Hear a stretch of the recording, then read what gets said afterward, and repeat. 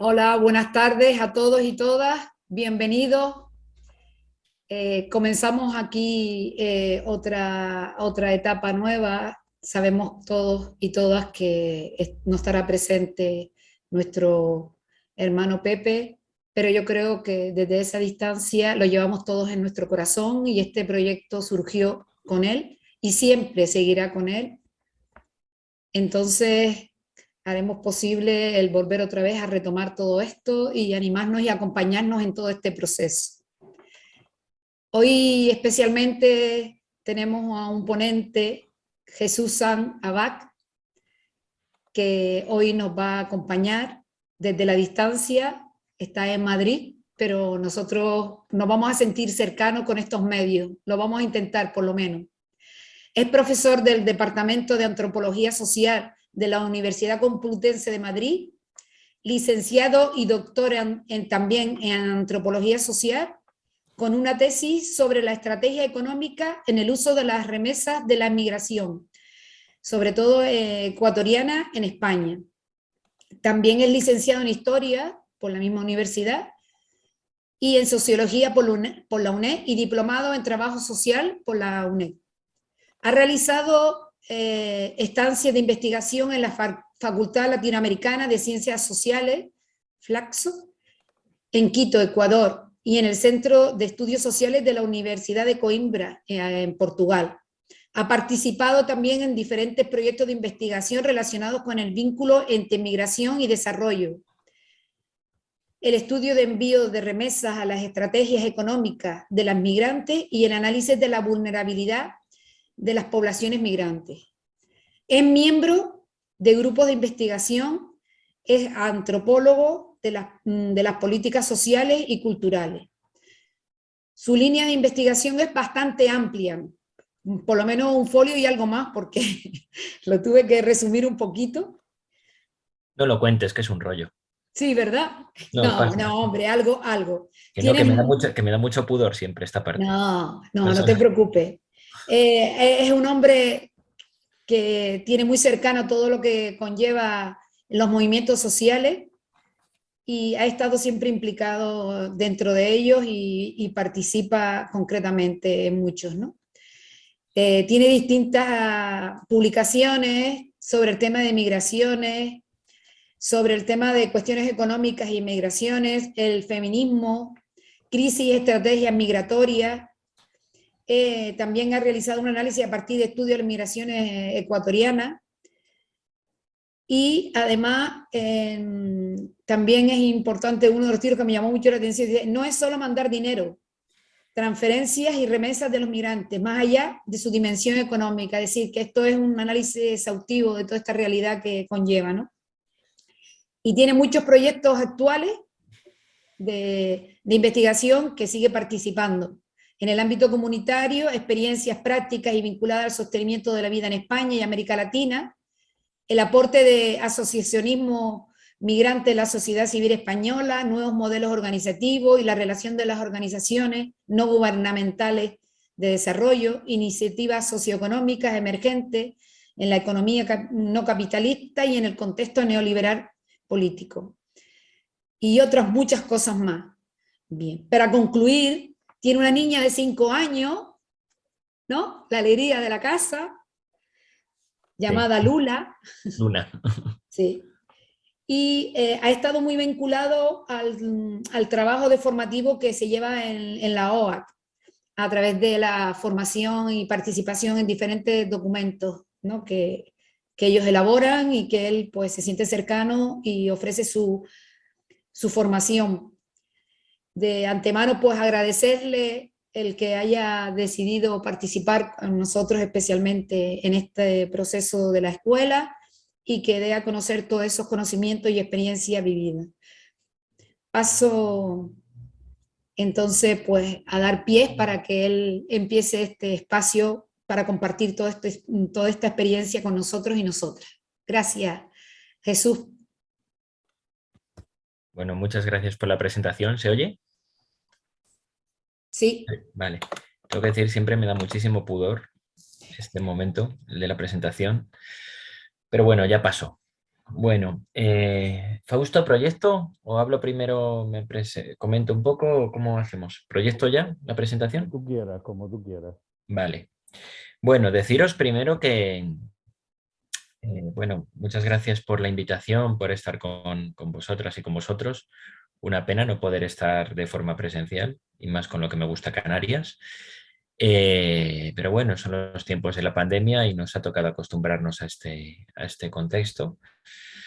¿Y qué más deciros? Pues que me pilláis un poco desentrenado en cuanto a este formato y en lo que voy a contar. Y lo que voy a contar hoy, pues es, bueno, van a ser dos partes.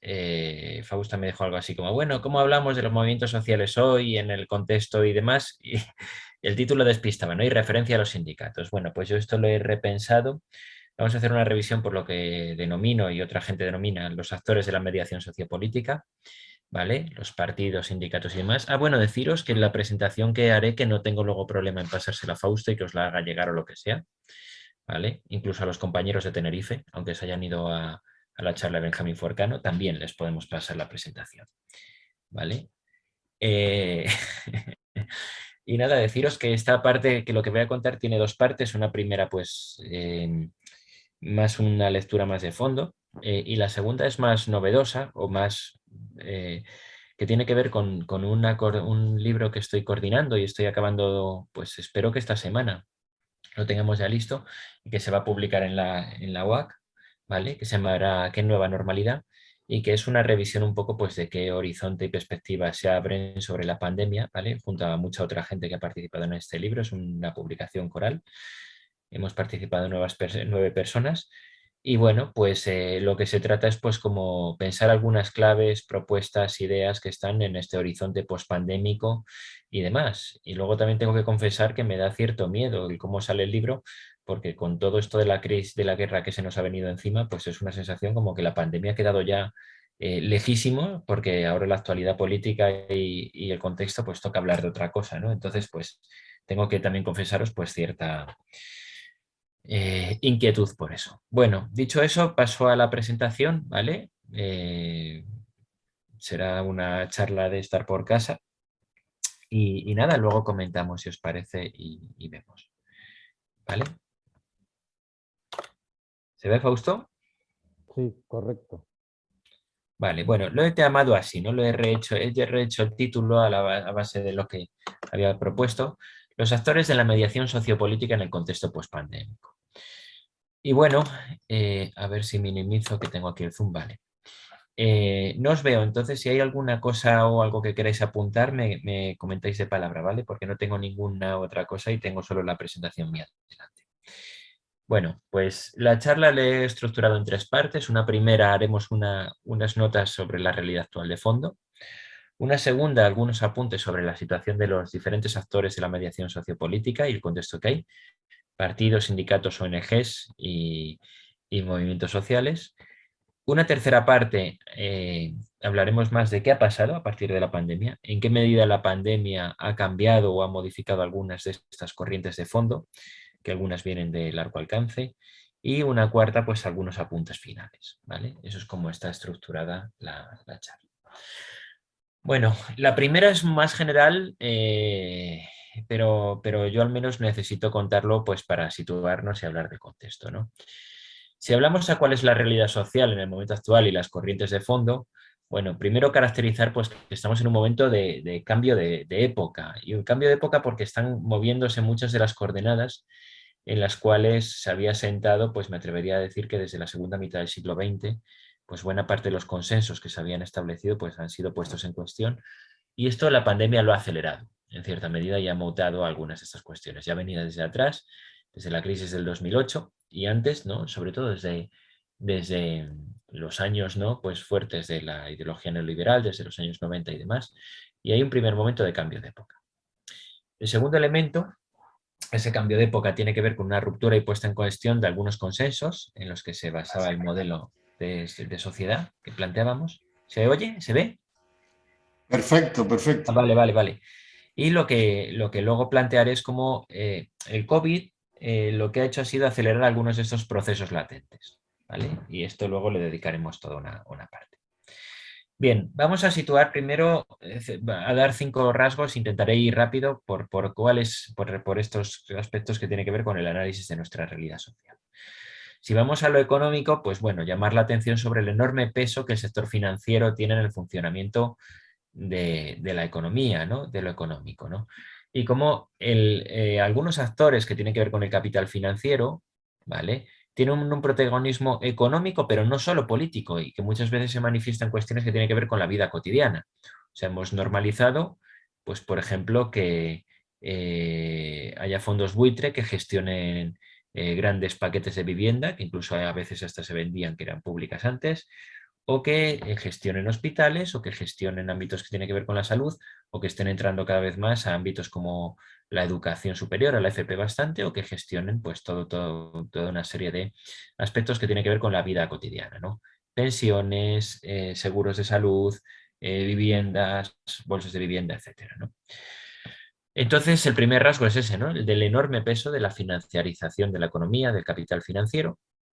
Si vamos al mundo del trabajo, aquí me voy a detener un poquito más, lo que nos encontramos en los últimos años es importantes cambios y transformaciones en los procesos productivos y que ayudan a entender también pues, qué ha pasado en cierta medida con el movimiento sindical, ¿no? La primera, una reducción del sector industrial. El sector industrial hoy tiene un peso muchísimo menor al que tenía, por ejemplo, a finales de los años 80, ¿vale? El papel central que han tenido las nuevas tecnologías en los procesos de reestructuración de la economía a muchos niveles, ¿no? Desde el auge del sector servicios y su importancia al peso que están teniendo pues, lo que se denomina el capitalismo de plataforma, es decir, todas estas empresas pues, tipo Uber, Airbnb, Globo y todas estas, ¿no? Pues que lo que están haciendo es hacen todo ese papel de mediar en la prestación de servicios, ¿vale? Que tienen que ver pues, desde el alquiler de casas, reparto de comida, realización de transportes, etcétera, ¿no? Entonces todo eso y el peso que tiene esos sectores crecientes, ¿no? Pues te hablan, o Amazon, por ejemplo, todo lo que tiene que ver con este tipo de servicios, ¿no? Nos habla del enorme peso que tienen las nuevas tecnologías, ¿no? Como forma de intermediación en muchas de estas actividades económicas. A eso hay que sumar, por ejemplo, además, pues el aumento de la mecanización y robotización en muchos sectores productivos vinculados a ese proceso, ¿vale? Y si lo miramos en un plano más amplio, pues lo que tenemos es un fuerte contexto de competitividad entre diferentes zonas geográficas que ha llevado a una fuerte deslocalización productiva, ¿no? Ahí os pongo un mapa de en qué medida, ¿no? Pues de procesos de movimientos, ¿no? De empresas que trasladan parte de su cadena de producción a diferentes lugares. Hablo de las corrientes de fondo porque luego vamos a ver cómo empieza a haber un giro de algunas de estas cuestiones a raíz de la pandemia y es quizá una novedad bastante singular. Pero primero me quiero presentar las cuestiones de fondo, de dónde veníamos y luego con la pandemia pues sitúo algunas de estas cuestiones. Bien. Lo que nos encontramos además es como un cambio donde la fábrica ya no es el principal espacio de referencia. Hoy los espacios, el lugar de trabajo no pasa por la fábrica, sino que pasa por otros lugares, la oficina, otros, la casa, ¿no? Fijaros, por ejemplo, cómo se ha extendido todo lo que tiene que ver con el teletrabajo y donde ha surgido todo un conjunto de nuevas realidades laborales. Esto del capitalismo de plataforma, economía colaborativa, todo este tipo de iniciativas, ¿no? Pensar en Uber, pensar en Airbnb, pensar en Amazon, pensar en todo este tipo de cuestiones y cuáles son las relaciones laborales que tienen muchas de esas personas, ¿no? Respecto a, por ejemplo, en Globo, en Airbnb, en estas, respecto a aquellas plataformas a partir de las cuales pues, pueden intermediar en esa prestación de servicios. Eso ha venido acompañado de un aumento de la precariedad, ¿vale? Ahí tenéis algunas cifras, ¿no? En una tabla que habla bastante de cuál es la duración media de los contratos en España, ¿no? Que se sitúa básicamente en 2 meses, es la duración media de los contratos que se hacen y ha ido evolucionando, una temporalidad altísima y la aparición de la figura de los trabajadores pobres, es decir, personas que aun teniendo un trabajo siguen cumpliendo los parámetros pues, para considerarse que están en situación de vulnerabilidad social. Esto es una situación creciente, lo cual nos habla pues, de un mundo laboral pues, en cambio. esta cuestión de los trabajadores pobres pues la podemos vincular pues a esa emergencia de ese precariado, ¿vale?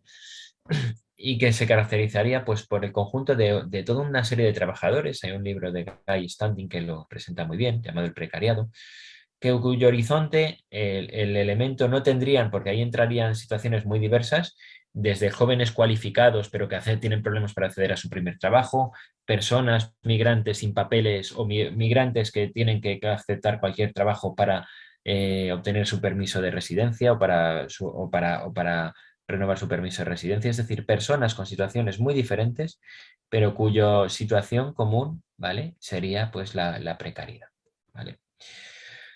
Y si esto lo llevamos al plano que va más allá de lo productivo, pero que me parece también central, es el cómo esto va acompañado en los últimos años, cada vez se ha puesto de forma más patente. He participado en una investigación, en un libro que va a salir recientemente, sobre la crisis del modelo social de los cuidados, ¿no?, a raíz de la pandemia, y cómo hay toda una crisis, especialmente con los mayores. Ahí está la situación que hemos visto con las residencias. Hay toda una crisis de los cuidados, ¿no?, y que tiene que ver, pues, como, bueno, el reparto desigual de las tareas que tiene que ver con el hogar, donde tradicionalmente las mujeres han estado mucho más presentes.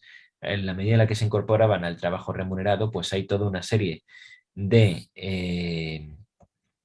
tareas pues que están siendo cubiertas pues de una forma, bueno, pues vamos a decir que precaria, ¿no? Y eso te afecta sobre todo pues a aquellas personas que están en situación de más dependencia, ¿no? Pues niños y mayores. Y esto en la pandemia pues lo hemos visto, ¿no? Como una expresión como clara de esa crisis de los cuidados. Bien, si vamos al ámbito sociopolítico, ¿qué encontramos? Pues lo que algunos autores, siguiendo a Zygmunt Bauman, señalan una separación creciente entre un poder que se mueve en una escala global y una política local, y donde cada vez se pone más de manifiesto la crisis del Estado en nación y las dificultades para tener mecanismos territoriales para problemas que cada vez son más globales. El último lo estamos teniendo estos días. Fijaos como, por ejemplo, la limitación de tareas que puede tomar un gobierno para hacer frente, por ejemplo, a cuestiones como la subida de la luz, porque cómo se fijan los precios tiene que ver con el mercado de la energía, que tiene que ver con una serie de directivas europeas, que tiene que ver con toda una serie de complejísimas, de cosas complejas.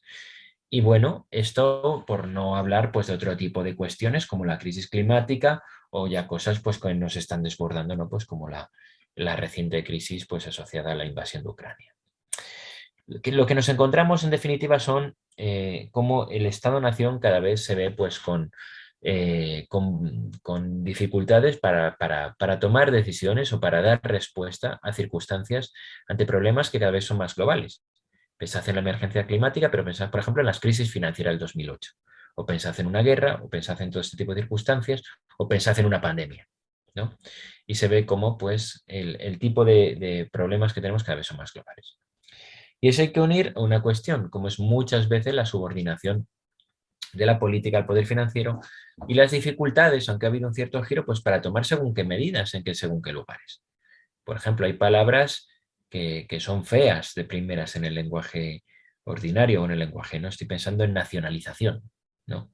Pues pensar en nacionalizar una gran empresa, una eléctrica, pues son cosas como que tocan rápidamente, o que tiene que ver con aprobar según qué leyes que tienen que ver con la vivienda, por ejemplo, pues tocan fibras muy sensibles y que tienen que ver con muchos intereses de poder, y rápidamente ahí pues se muestra cómo hay toda una serie de actores que tienen mucho peso, fondos de inversión, grandes empresas y demás, sectores estratégicos que tienen mucho peso a la hora de la toma de decisiones, ¿no?, y de hacer valer pues, sus intereses.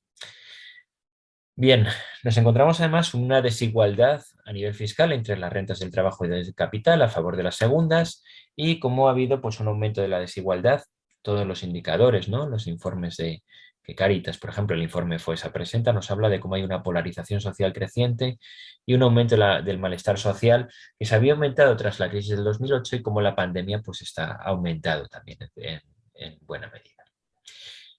Bien, en el plano político, además, ¿qué nos encontramos? Pues un auge de líderes con retóricas, con un discurso anti-establishment por un lado y un nacionalismo cada vez más agresivo, ¿no? Hay algunas personas, ¿no?, que plantean, algunos autores hablan del orden liberal frente al orden autoritario, ¿no?, como los dos grandes planteamientos ahora mismo que sobrevuelan detrás de de la guerra de Ucrania, ¿no? Aludiendo un poco a la alianza que tiene Putin con China, con Xi Jinping, frente a Europa y Estados Unidos, entre otras, ¿no? Y bueno, en todo caso, sin entrar en este tipo de cuestiones, lo que sí nos encontramos es como retóricas cada vez más nativistas y que apuelan más a un nacionalismo agresivo, y eso sí es una pauta común en prácticamente todo el mundo, ¿no? Lo vemos en Rusia, pero lo vemos en China, lo vemos en Brasil, lo veíamos en Estados Unidos con Trump, lo vemos con la emergencia de muchos líderes europeos. Y eso va acompañado pues, de cierto autoritarismo, ¿no? Que va vinculado pues, al retroceso de derechos y libertades civiles, muchas veces bajo esa coartada del miedo al otro. Bien, algunas notas culturales e ideológicas y luego vamos al terreno ecológico. Llamar la atención sobre, bueno, insisto, estas son las corrientes de fondo, luego hablaremos porque la pandemia, por ejemplo, en lo que es la hegemonía del neoliberalismo, se ha tocado algunas fibras sensibles, ¿vale? En el contexto ideológico. Lo que nos encontramos es, bueno, como hay todo un discurso de la austeridad, de la competitividad, aunque también aquí esta será la corriente de fondo, pero se ha tocado, ¿no? Pensemos en la salida del 2008, el contraste con la actual, ¿no? Y de cómo, bueno, pues se ha apostado por políticas de gasto público y demás, ¿vale? Y lo que nos encontramos en todo caso es un cuestionamiento como ese hiperconsumo, ese consumo sigue ahí muy presente, ¿no? Toda una lógica centrada en el individualismo. Y prueba de esa hegemonía del neoliberalismo es pues esa frase que es de Jameson, ¿no? De cómo nos es más difícil pensar en el fin del mundo que en el fin del capitalismo.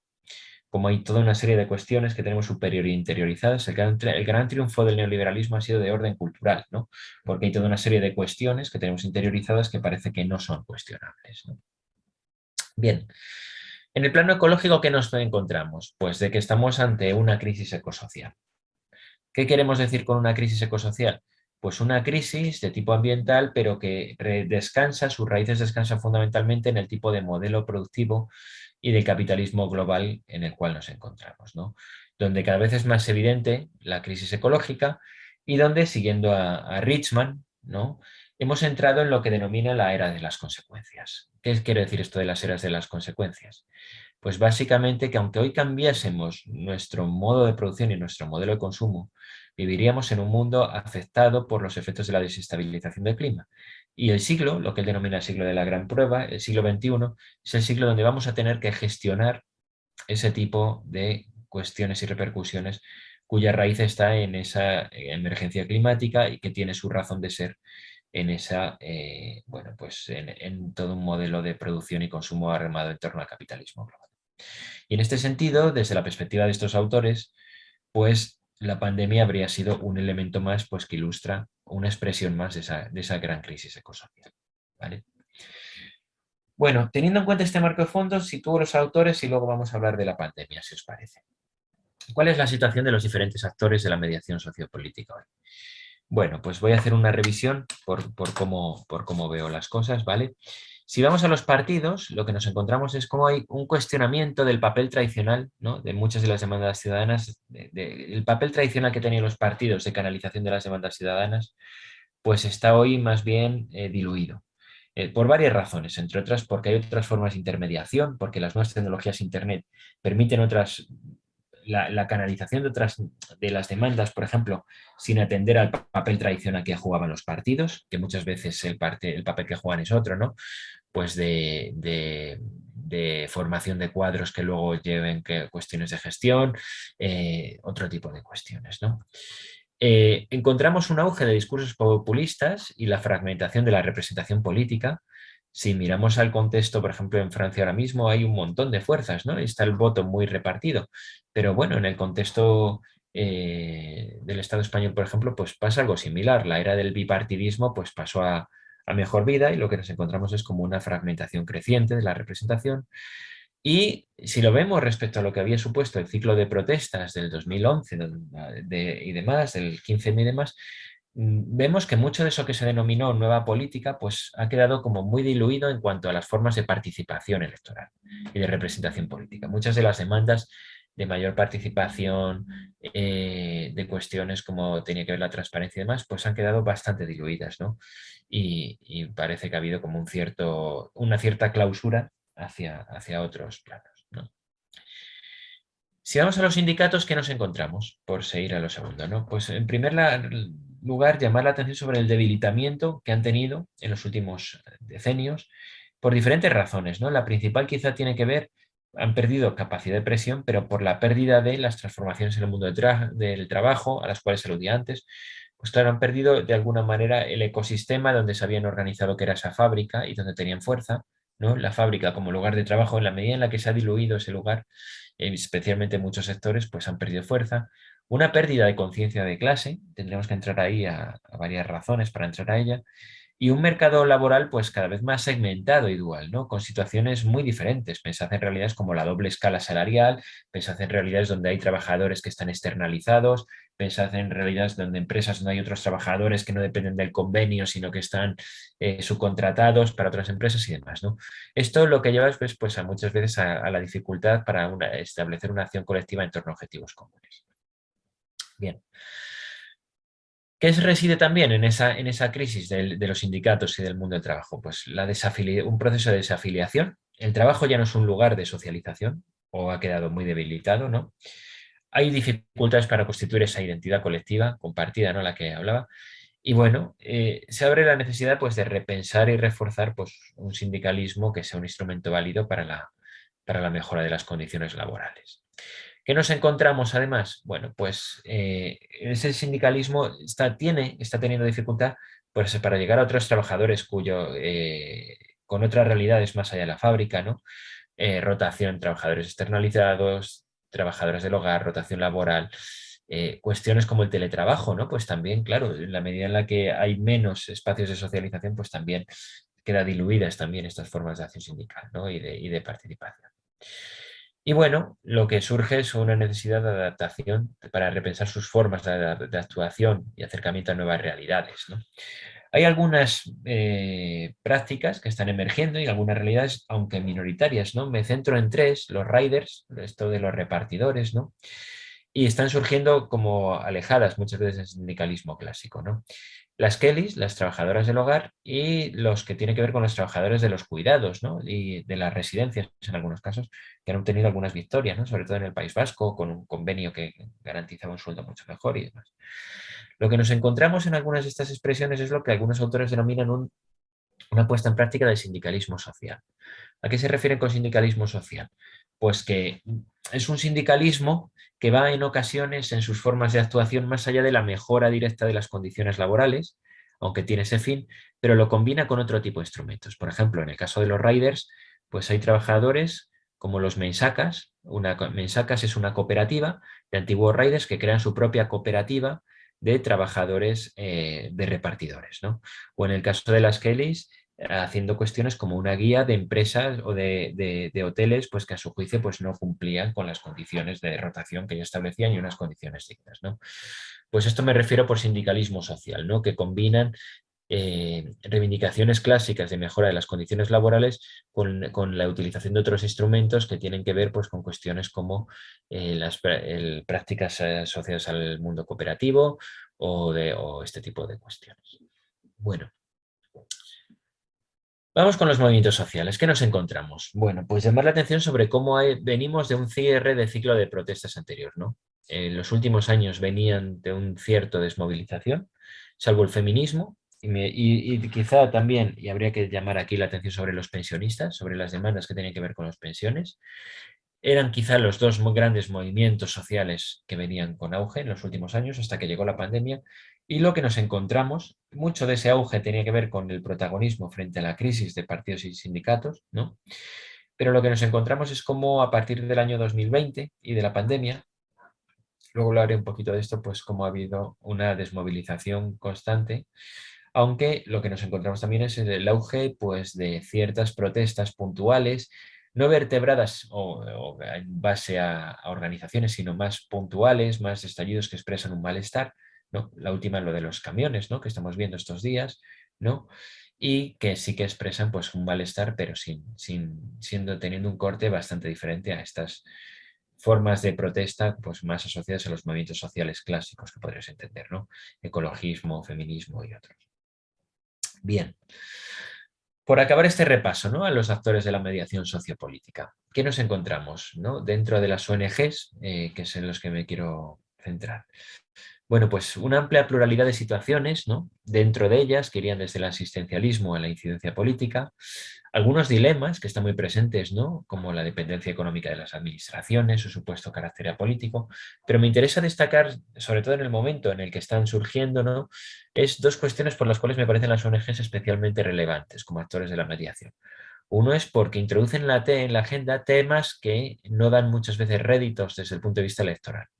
Por ejemplo, la inmigración y posturas más favorables a abrir los flujos migratorios, pues seguramente no dan votos en términos electorales. Pero bueno, muchas veces son situaciones en las ONG las que juegan un papel de denuncia o de incidencia política en este plano. Cuestiones que tienen que ver con la realidad norte-sur y además porque muchas de ellas, sobre todo las ONGs de solidaridad, son una forma privilegiada pues, para el trabajo desde una perspectiva internacionalista, ¿no? Y demás. Y quiero llamar la atención muchas veces sobre el contraste entre cómo estos son los temas que más tratan y las dificultades de actuación actuales, ¿no? Que surgen ante el auge de discursos identitarios y nativistas que estamos viendo, ¿no? En los últimos años, ¿no? Con el auge pues, de la extrema derecha en términos de capitalización de votos, etc. Bueno, si este era el tema general, doy un paso más y paso a hablar de cuáles veo son, desde mi punto de vista, algunas de las repercusiones que se han dado ante la pandemia y algunas tendencias que vemos. Bueno, la primera cuestión que quiero llamar la atención es cómo la pandemia puede ser vista, y esto que os cuento es, bueno, pues algunas de las cuestiones que recogemos en el libro este que se publicará en los próximos meses, ¿no? Que estamos acabando. La primera es llamar la atención sobre algo pues, que todos hemos vivido, ¿no? La pandemia puede ser vista como un hecho social total por dos razones. La primera, porque ha afectado prácticamente a todos los ámbitos de nuestra sociedad, y segundo, porque ha sido un acontecimiento global, un acontecimiento que hemos vivido casi en términos simultáneos a nivel global. O sea, hubo momentos de la pandemia donde el 80% de la población mundial no podía ir a clase, de los niños no podían ir a clase, por ejemplo, y donde el grado de cierre y de confinamiento era brutal, ¿no? Era bueno, de muchos millones de personas a nivel mundial. Ese hecho de estar viviendo un montón de personas un acontecimiento simultáneo que afectaba a tantas vidas, ¿no? Pues es como un espacio privilegiado para pensar sobre nuestra realidad. Y además llama la atención la cantidad de narrativas y de relatos que se han articulado en torno a la pandemia, ¿no? Desde las cuales defendían que los países democráticos tenían peores situaciones o partían de una situación peor para hacer frente a la pandemia frente a aquellos autoritarios. Aquellas que veían en la inmigración un elemento de propagación del virus y entraban en otro tipo de narrativas, de relatos seguritarios. Aquellos que asocian la pandemia a la pérdida de ecosistemas y de biodiversidad, ¿no? Pues narrativas de tipo climático. Es decir, lo que os quiero llamar la atención es cómo estamos ante un acontecimiento global que ha afectado a nuestras vidas, a todos nuestros ámbitos, y sobre la cual se han construido narrativas muy diferentes en torno a ella. Todo eso hace que el COVID sea dos cuestiones. La primera es un espacio privilegiado para pensar sobre nuestro mundo, porque es precisamente cuando uno para, en pleno confinamiento, pues cuando uno es más fácil que veas con nitidez lo que implica el ritmo de vida que tenemos y cómo está organizado, pues de alguna manera, el juego social, la sociedad, ¿no? Y en segundo lugar, porque el COVID es una ventana de oportunidad para establecer cambios que en el tiempo ordinario serían más difíciles llevar a cabo. Os pongo un ejemplo. Últimamente se ha reabierto, se ha planteado en algunos países el debate sobre la jornada laboral de 4 horas, de 4 días, perdón. Pues este tipo de debates previo al COVID sería muy difícil que hubiesen salido. O, por ejemplo, cuestiones como bueno, pues, toda una serie de procesos de cómo se ha acelerado prácticas como el comercio electrónico, todo lo que tiene que ver con la digitalización o el teletrabajo. Pues este tipo de prácticas en el tiempo ordinario habrían llevado mucho más tiempo. Todo eso pues quiero llamar la atención sobre cómo el COVID ha sido un acelerador de esos procesos. Bien, ¿qué nos encontramos si hacemos una mirada por algunos de los ámbitos que os planteaba? Lo que vemos es cómo en el contexto sociopolítico asistimos a un cierre del ciclo de protestas y a una desmovilización social generalizada, al menos de los actores que habían protagonizado el anterior ciclo de protestas. Pensemos en los jóvenes, ¿no? En el papel que juega Juventud Sin Futuro, en el 15M, pensemos en pensionistas, pensemos en el feminismo, ha habido un proceso de desmovilización. por supuesto, escasa fuerza también en el sindicalismo clásico, en cierta medida porque muchos de estos movimientos sociales de corte más clásico, o sobre todo el sindicalismo clásico, se alimenta de la socialización en la calle y se alimenta de la socialización en los centros de trabajo.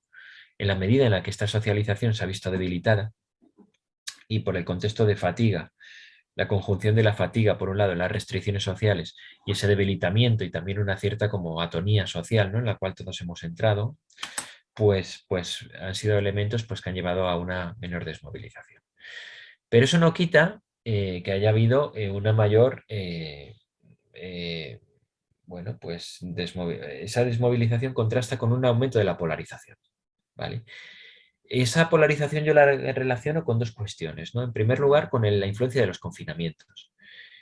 Y segundo, con el papel de las redes sociales. En la medida en la que nuestros espacios de socialización se han llevado más a las redes sociales tienen una tendencia, y es que uno tiende a hablar con los que le van a dar la razón a uno, en términos sociopolíticos, si queréis, ¿no?, y con los que son más afines. Entonces hay una lógica de autorreferencialidad. Espero que se entienda esta idea, ¿no?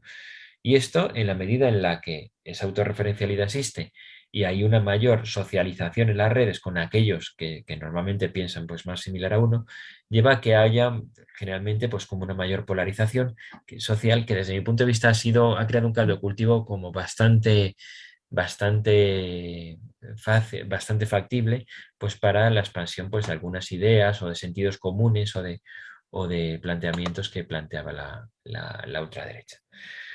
En ese sentido, ese aumento de los discursos identitarios y nativistas pues ha jugado a favor, ¿no?, y ha sido uno de los elementos que están en la base de esa polarización social, ¿no?, que estamos viendo y que hemos visto y que de vez en cuando pues, ha tenido algunas formas de estallido en forma de malestar social en la calle.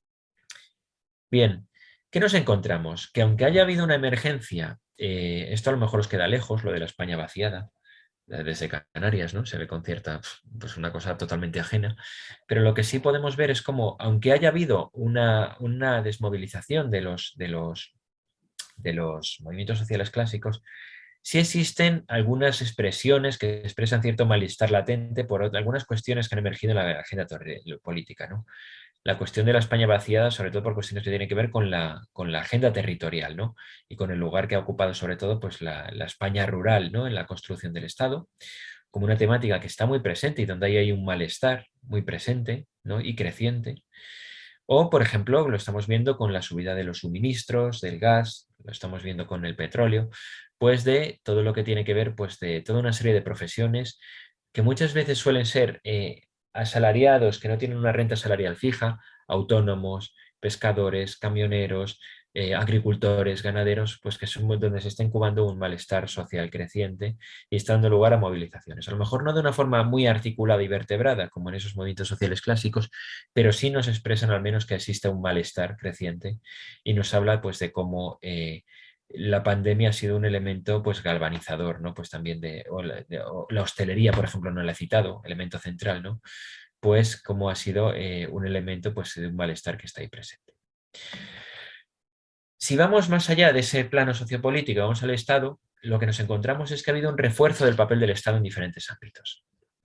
En el plano ha habido una mayor conciencia de la fiscalidad, ¿no?, de la importancia de la fiscalidad, por un lado, mayor conciencia sobre la elusión y la evasión fiscal y sus efectos, y sobre todo una mayor conciencia del contar la importancia de los servicios públicos de calidad, especialmente la sanidad, ¿no?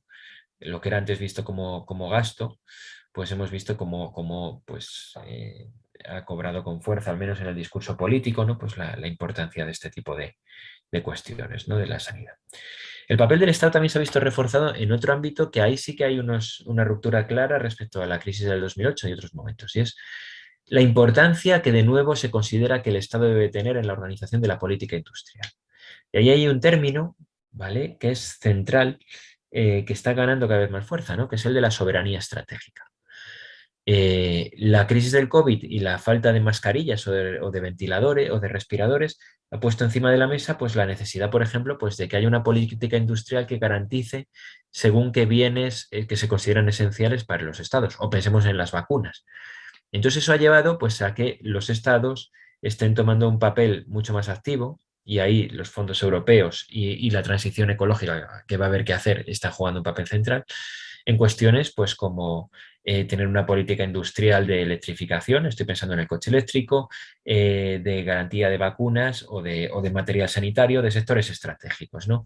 Entonces, como estamos viendo, algunos autores hablan hasta de una suerte de capitalismo de Estado.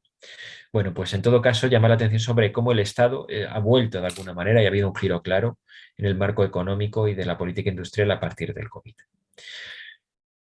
Siguiendo con el ámbito político, lo que nos encontramos es un refuerzo del proyecto europeo, un cierto refuerzo, con un contraste claro entre la respuesta a la pandemia y la crisis del 2008, y a nivel mundial un contexto complejo que pues, se caracteriza pues, por lo que algunos autores denominan pues, una gobernanza fragmentada. Es decir, existe una serie de actores, los estados-nación han perdido protagonismo en relación a otras grandes empresas o incluso a grandes corporaciones o grandes instituciones de carácter social, y lo que nos encontramos es cómo hay una falta de instituciones vinculantes que den respuestas a los retos civilizatorios que tenemos por encima.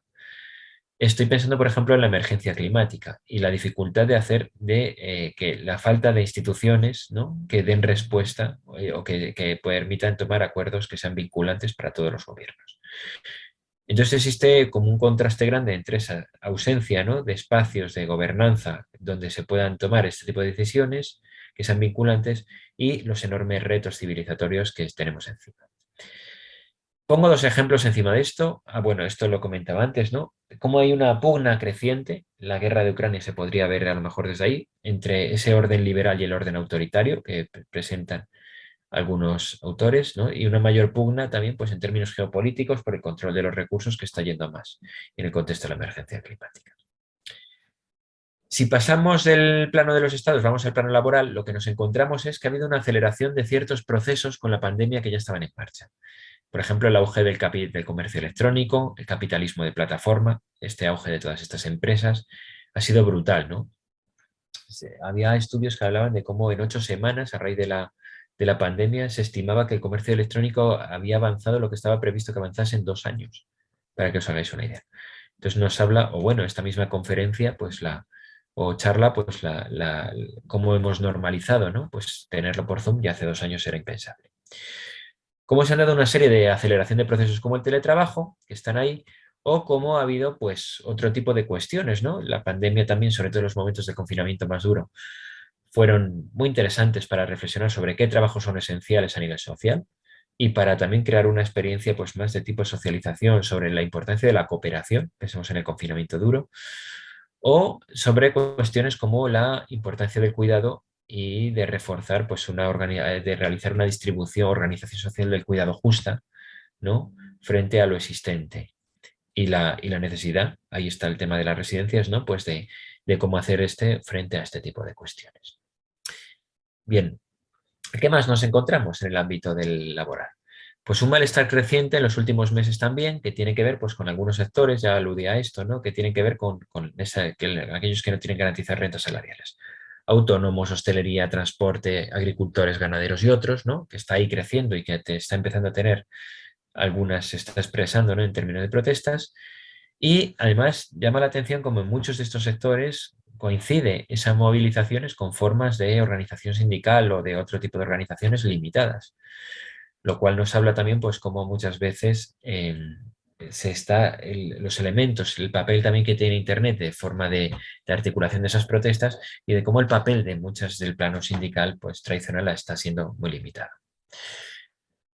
Vamos al cuarto punto que quiero tratar. ¿Qué nos encontramos en el contexto pospandémico? Bueno, pues de alguna manera la pandemia, lo que estamos viviendo ahora es una cierta hegemonía cultural, la encrucijada de hacia qué mundo vamos. Si los años 90 y 2000 y hasta la crisis del 2008 fueron los años del neoliberalismo, el triunfo del neoliberalismo, ahora mismo hay una cierta pugna entre qué salida se va a dar al contexto pospandémico.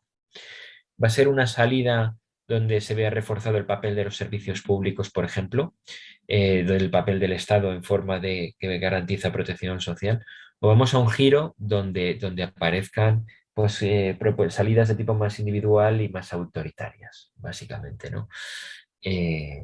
Simplificándolo mucho, esas dos salidas, ¿no? Lo que nos encontramos además es como en esa mirada ideológico-cultural, el capitalismo y los mitos asociados a la globalización han sido puestos en cuestión, algunos de ellos. Por ejemplo, el de que la globalización nos iba a surtir de todo tipo de bienes. Pues bueno, ahí vemos toda una serie de problemas de suministro que se están dando en las cadenas de suministro. Pasó con el confinamiento con las mascarillas o respiradores, ha pasado después con el transporte, con el bloqueo que hubo aquello en el canal de Suez, ha pasado después con la crisis en los electroconductores y cómo implica, cómo afecta a todo lo que tiene que ver con el coche eléctrico, la fabricación de coches y los microchips y de muchas de estas empresas, industrias que manejan mucha electrónica. Y bueno, eso en parte pues lleva a ese debate, ¿no? De cómo se ha caído de alguna manera ese mito sobre el capitalismo global que nos podía surtir de todo, y eso tiene que ver con esa vuelta a esa necesidad de toma de partido del Estado para proveer de bienes, de la cual aludí antes. Y bueno, lo que nos encontramos es una cierta crisis de ese sentido común sobre el neoliberal en beneficio del reforzamiento del Estado, y cómo ha aparecido como una aparición pues, de nuevas de temáticas, de debates que estaban ahí presentes, ¿no? y que han tomado, pues están más presentes en el debate, ¿no? Pues por ejemplo, la cuestión sobre la renta básica, los ingresos mínimos, la cuestión de la protección a los trabajadores, la jornada laboral de 4 horas, no de 4 días, perdón. Y bueno, pues como son parte de esas cuestiones, de esos debates que están ahí como presentes y que se pueden plantear, que en otro contexto sería más difícil, pero que en el contexto pospandémico pues han cobrado nueva razón de ser este tipo de debates. Bien, vamos cerrando. Algunos apuntes finales. Voy a presentar a 4 y retos que tenemos en nuestro contexto actual. No sé si esto obedecía un poco a lo que me pedíais en la charla, pero bueno, luego podemos plantear sobre ello. Bueno, voy a centrarme en 4, ¿vale? La primera tiene que ver con la necesidad de reconstruir desde arriba un multilateralismo que afronte los problemas globales. Al menos señalo 2 grandes temas que hay que hacer frente y que están ahí, ¿no? El primero es las respuestas ante la situación de desigualdad mundial. Y ahí la sociedad civil tiene que jugar un papel importante de apretar y de presionar a los gobiernos para que tomen medidas en este plano. Ha habido algunos pasos muy tímidos, por ejemplo, el acuerdo para establecer una fiscalidad global, un impuesto a las sociedades con un impuesto mínimo, creo que era del 15% a las grandes empresas a nivel mundial, pero son pasos mínimos frente a una desigualdad pues, que está alcanzando pues, límites insoportables, ¿no? El segundo gran reto tiene que ver con la crisis ecosocial y la forma en la cual se realiza una transición ecológica justa y cómo se hace frente a esa emergencia climática en la cual nos encontramos. Entonces, al menos estos 2 grandes retos requieren obligatoriamente pues, como una serie de respuestas que tengan que ver con reconstruir ese multilateralismo. El segundo reto al cual quería plantear tiene que ver con el refuerzo del papel de la sociedad civil, y más en un contexto donde ha habido una desmovilización creciente, ¿no? Venimos de una época con menor activación y movilización social de colectivos más activos. Quizá la excepción a este plano pues sería el movimiento feminista, ¿no? Que sigue teniendo bastante pujanza. Y junto a ese plano, lo que nos encontramos, lo que me parece especialmente preocupante es la crisis del internacionalismo, ¿no? De movimientos con un discurso, con una presencia o con una conciencia más internacionalista, frente al contexto del auge de los discursos identitarios, por un lado, y por un lado, pues todo ese boom que había habido de iniciativas de corte cooperativo, comunitario, tras el 15M, pues lo que nos encontramos es como un repliegue, un agotamiento tras el ciclo de protestas, ¿no? De muchas de estas iniciativas que se han dado desde la sociedad civil. Bien. Como segundo papel, quiero apuntar también otra cuestión, no lo ponía aquí en las diapositivas, pero me parece interesante para tener en cuenta un marco mental, ¿no? Y voy a hacer aquí una pequeña mención a una distinción que establece Rafael Díaz Salazar y otros autores, ¿no? Sobre 3 ámbitos, ¿no? Lo que él denomina la prepolítica, la política y la metapolítica.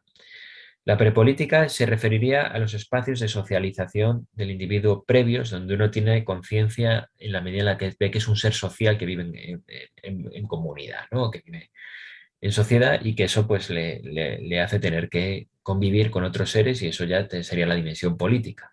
Es decir, la primera, la dimensión prepolítica, donde uno toma conciencia de vivir de su situación como ser social. La dimensión política, la gestión de los asuntos últimos, de los asuntos que afectan a los ciudadanos en común. Y luego tendríamos la tercera dimensión, la dimensión metapolítica, que tendría que ver con las narrativas últimas de lo cual, que alimentan de alguna manera la acción política. Quedaros con esta distinción prepolítica, política, metapolítica, porque para estos apuntes finales pues me parece de utilidad.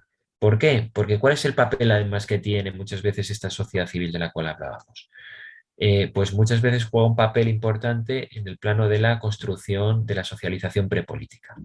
En la medida en la que hay una serie de discursos, una crisis de los espacios de socialización asociados a esta sociedad civil, ¿no?, de tipo prepolítico, pues se están construyendo, pues está viéndose debilitada y están construyéndose, pues de alguna manera, otro tipo de consensos que van más allá de estas cuestiones.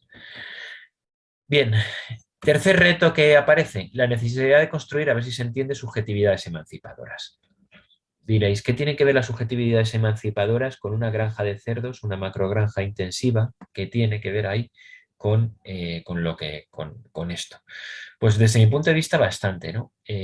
Fijaros como muchas veces en la prensa o en los periódicos se habla cada vez más de la importancia de dar la batalla cultural, ¿no? ¿La batalla cultural a qué se refiere?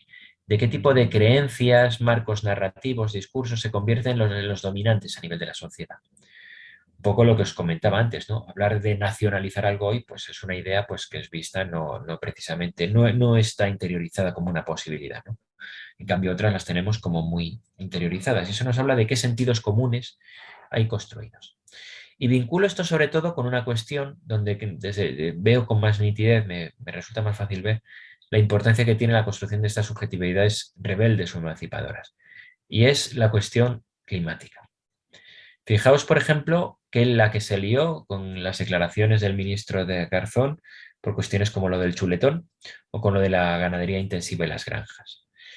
Bueno, cuando el ministro estaba apuntando una serie de datos que hablan de los efectos de la ganadería de la ganadería intensiva en el cambio climático, como es una de las principales causas, ¿no? Y todos los científicos aluden a esta cuestión, fijaos cómo se montó todo un debate que toca fibras muy sensibles de la población, porque toca fibras que tienen que ver con la dieta, con qué comemos, en qué condiciones y a qué precio, pero que en el fondo tiene que ver con cuestiones de hasta qué punto estamos dispuestos a establecer límites, a prácticas que tienen que ver con la autocontención, cambiar nuestra dieta, por ejemplo, cambiar nuestro modo de vida, cambiar la movilidad. Pensad, por ejemplo, en este tipo de batallas culturales que se dan en torno a la peatonalización muchas veces, ¿no? Y hasta qué punto estamos dispuestos a realizar cambios con nuestro estilo de vida en nombre de dar respuesta a esa emergencia climática, y cómo muchas veces aparecen ahí formas de resistencia a la acción institucional, municipal o al terreno que sea que se plantea. Espero que se haya entendido la idea. No os veo para saber si se ha entendido o no. Si queréis luego la comentamos, pero esto me lleva a reflexionar sobre una cuestión, ¿no? Y lo vinculo con esto, con las ideas de la subjetividad prepolítica que comentaba.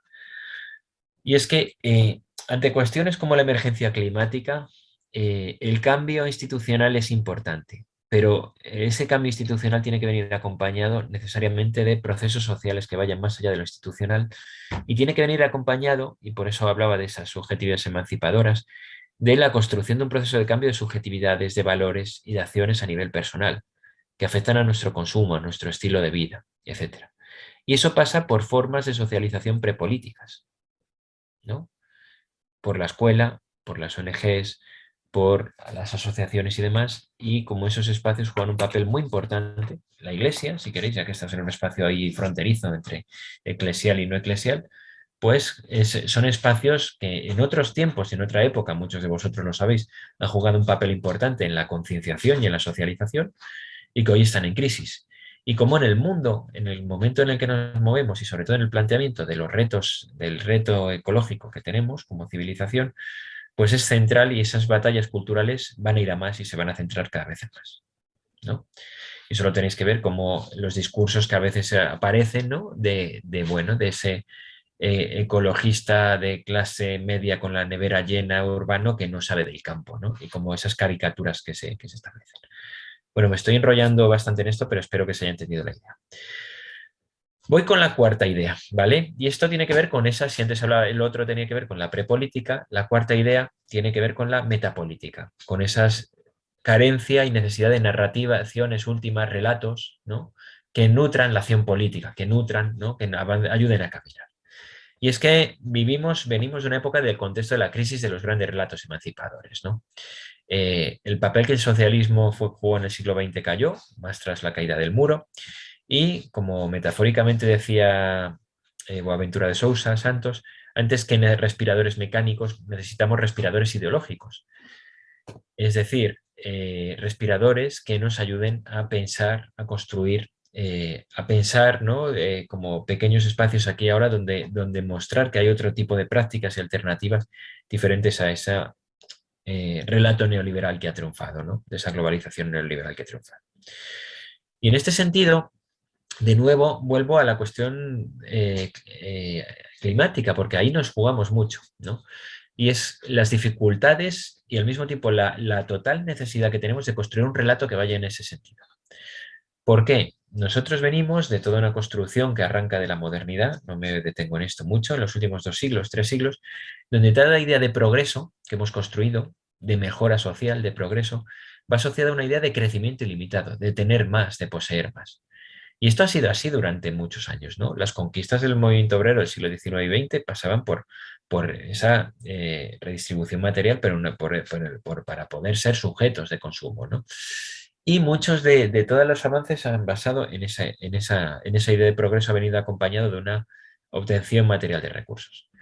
Claro, frente a esa narrativa, cualquier relato que te presenta y donde además viene acompañado de toda una serie de discursos donde el crecimiento en lo económico se presenta como ilimitado y donde toda idea de progreso pasa por tener más, cualquier idea que hable de autocontención o que exprese cuestiones, pues por ir a cuestiones que ha hablado, ¿no? Acordaros, por ejemplo, cuando la FAO dijo que teníamos que cambiar nuestra dieta en el siglo XXI para garantizar las proteínas y donde a lo mejor íbamos, porque la ganadería intensiva, la ganadería no es sostenible, y donde nos íbamos a tener que plantear a lo mejor pues una alimentación donde los insectos jugasen un papel mayor.